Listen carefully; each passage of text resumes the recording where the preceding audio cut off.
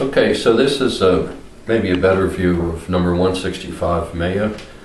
Maybe in some natural light. I'm sitting next to the window, and this is kind of the back. We'll try to zoom in on it a little bit so you can get a good look at it. And these are the sides. Turn it around. Okay, and here's a view at the top, what that looks like. Now I don't have a over the center shoulder rest. I don't really stock any parts. I don't have a shop or anything like that where I sell stuff. So I don't know how long it would take for me to order one from somewhere to get one, but I'll just, if you still want me to send it, I'll send it with this Guarneri ebony. Did I say shoulder rest? I meant chin rest. And but I don't have a center mounted chin rest with me. And then the neck, get a view of the neck and the scroll. Ebony fingerboard. So you were asking about the action of the strings. When I make a fiddle, I like to set the neck angle a little higher than typical. Classical players like higher action, distance of the strings off the fingerboard for some reason. But fiddlers, including myself, we like to have low action so it's not hard to finger. And but you're right about what you mentioned. If it's a real low bridge, to get low action, it takes the power and the sound away. So when I make it, I set the neck a little higher to give me the ability to still have a high bridge, standard height bridge, and still have low action of the strings off the fingerboard. So this fiddle has that. The bridge is pretty standard, good height, and the action is nice and low.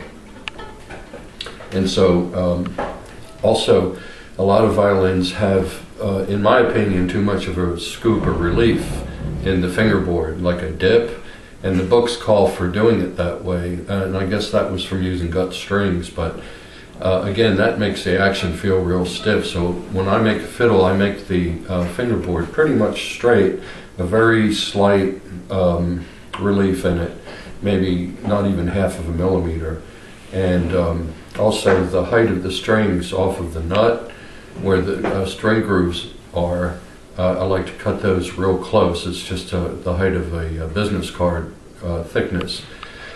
So again, to finger it, it's very easy to finger the notes without having to work hard at it. And I think it improves playing. I play for a lot of contra dances, and I play for long periods of time. I play for 15 minutes at a time, fiddle tunes, and a fiddle that's difficult to play the way it's set up, it's hard for me to do. It hurts my hands. So that's one of the reasons as a fiddler I like to set my fiddles up where the action's real low and easy to play without buzzing. So I take it as low as I can up to the point of the strings buzzing. If you pluck the strings real hard, you could hear a little buzz, but that's not played that way, and it's not plucked that hard. So that's where I like to take it, right down to that point where it plays like butter. It's very easy on the fingers. And so I have a Whitner tailpiece, and I've got prim strings on it, ebony pegs, tuning pegs. I like to cut my pegs and fit them so they turn easily and they don't slip.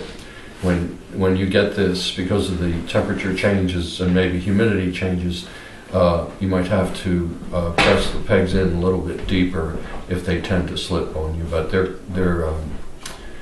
fitted real well right now. So anyway, that's kind of a little bit more about Maya number 165, and I'll try to play for her so you could hear a little more of how she sounds.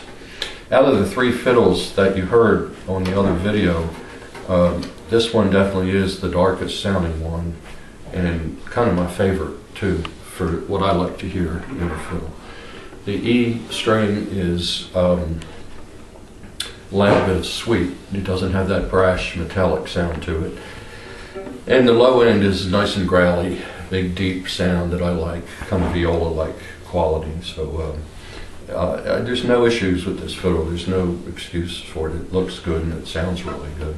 Except I can't play it too well, but the fiddle itself has a good tone to it. So let's see if she's in tune.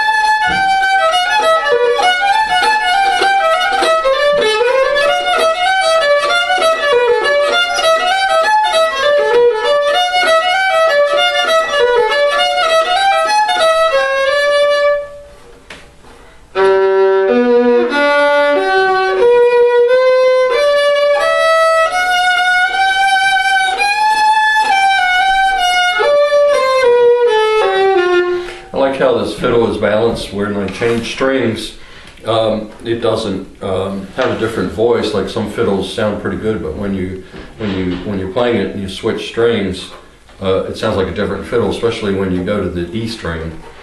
A lot of fiddles have a nice deep dark tone, but when you get on the E string, it's just like a real metallic strident sound, which is what I don't like. I like a fiddle has a sweet high end.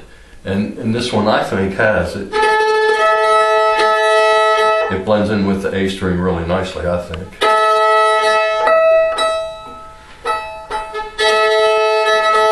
Some people are always trying different strings on their fiddles and different tailpieces, different bridges and sound post adjustments to try to tame down the E string or to balance the tone.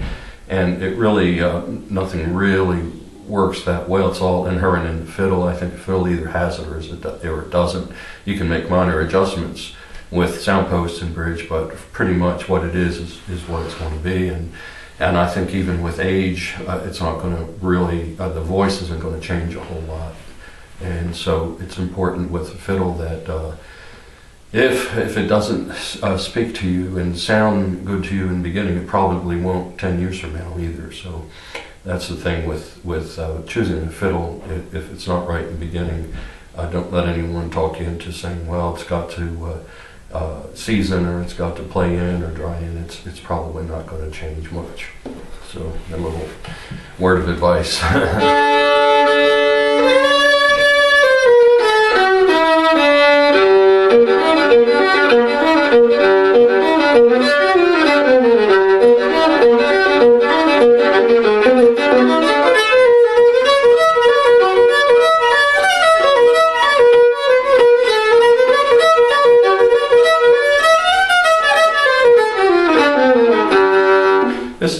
This tune is a good test for that E string. When you play that B part, when you cross over to that E string, if it's not blended in well with the rest of the fiddle, it'll just jump out. And one thing I like about this fiddle is it just blends right in. If you're not watching, if you're not looking at it, it's hard to tell you're even changing strings.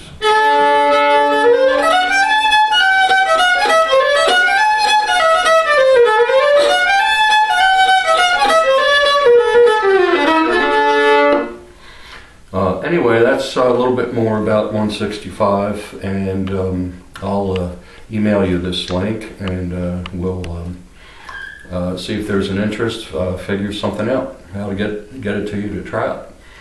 And okay, thanks for watching.